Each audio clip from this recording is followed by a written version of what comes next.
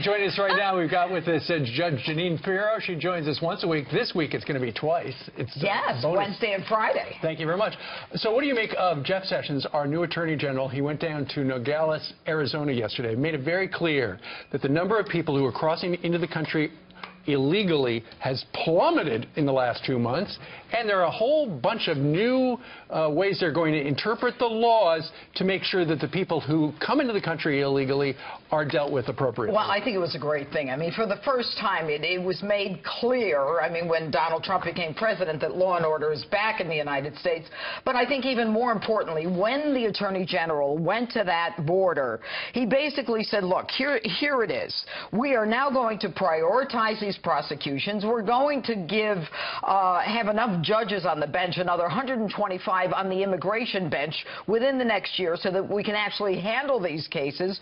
We're going to prioritize any assaults on those who are Border Patrol officers. We're going to charge these people with identity theft and false instruments that they're using. And in addition to that, you come in a second time, we're charging you with a felony, and we're going to prioritize your case if you're a gang member. So what we've got now is a recognition that these cartels, drug cartels, gang members are coming in, and they're destroying not just the quality of life in this country, but they're adding to the drug problem. And, you know, MS-13 gang members are one of the biggest problems we have. I think a lot of people didn't realize that until yesterday, essentially, crossing into the country illegally was a misdemeanor. They're going to change it so it's a felony. That's because what the last administration, they thought it was a freebie, you know. I looked it up today. If you go into Mexico illegally, you are jailed for 2 years. If you re-enter a second time, you get a 10-year mandatory imprisonment. But and if you by the way, travel through Mexico to America, that's okay. Oh, they'll send you over on a bus themselves. Right. And it's a mandatory no due process, by the way, if we go over there. All right, we're just getting word that the CEO of United came out with a statement this morning. He spoke on camera. Let's listen to this,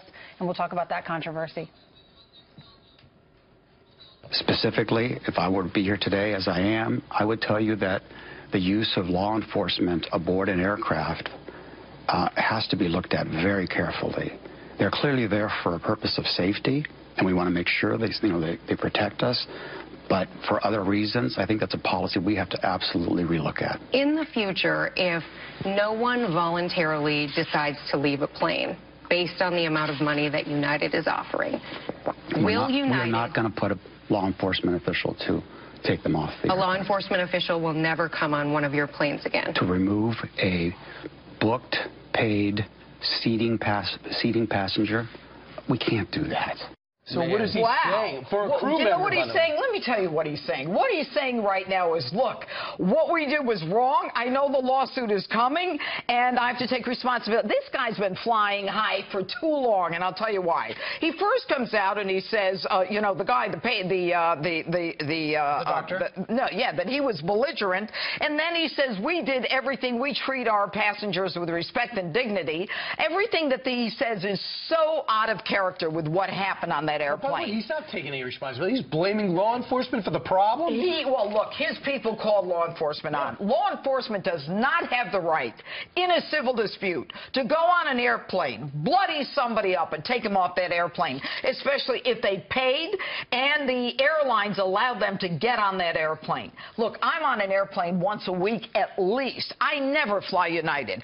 I think they're messed up. That's just my opinion. That's what the governor just said. Governor Christie said the same thing. Well, that's just my opinion. I will not fly on that airlines. But the more important thing is, if you are a paid passenger, you have a ticket, they let you on that airplane. And then they go, you know, eeny, meeny, miny, mo, I think you should come off that airplane. And by the way, 120 million in China are not happy with this.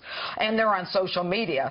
And they decide to take you. Right now, United's getting sued. That police agency is getting sued. They have no right to bloody that man up. None at all. I actually don't blame the cops. $400, $800. I've been in waiting. They've offered $1,200. They just keep raising the amount until someone voluntarily leaves. He's a doctor. He had patients. This is an outrage. This isn't police state where some flight attendant comes out and says, you know, let's just move this person out. I have an employee, a guy, you know, who didn't buy a ticket, who should remove someone who actually bought a ticket. All right, so if they were in your courtroom, you would side with the doctor. I would definitely side with the doctor. And you know what? If anybody should be flown, it should be him. He's got patience. There you go. All right. I-E-N-T-S and I-E-N-C-E. It's what we don't have enough of these days. All right. Judge Jeanine, thank you very much. I can tell you got fired up. I've never seen your hand quite like that. I'm really upset because I fly all the time. Right. Thanks, Judge.